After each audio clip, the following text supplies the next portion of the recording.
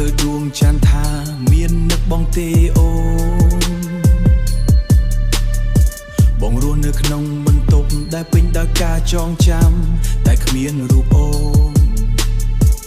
គ្រប់ដង្ហើមចេញចូលគឺមានតែពាក្យថា